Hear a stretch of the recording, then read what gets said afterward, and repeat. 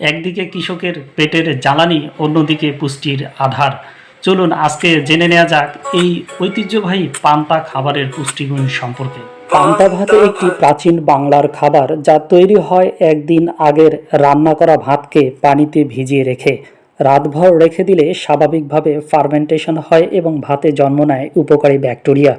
পান্তা ভাতে আছে কার্বোহাইড্রেট যা শক্তির উৎস, প্রোবায়োটিক ব্যাকটেরিয়া পেটের জন্য উপকারী, ভিটামিন বি গ্রুপ বিশেষ করে বি12 হজম ও স্নায়ু শক্ত করে, থাকে আয়রন ও ক্যালসিয়াম যা রক্ত ও হাড়ের জন্য খুবই দরকারি, ল্যাকটিক অ্যাসিড শরীর ডিটক্স করে আর পানির মাধ্যমে শরীর থাকে ঠান্ডা ও হাইড্রেট।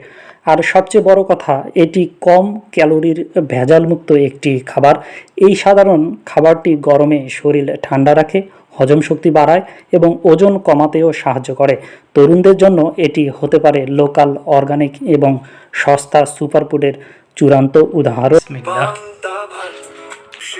মাশাআল্লাহ, আলহামদুলিল্লাহ, খুবই টেস্ট হয়েছে। দাওয়াত রইল আপনাদের, চলে আসেন পান্তা খেতে।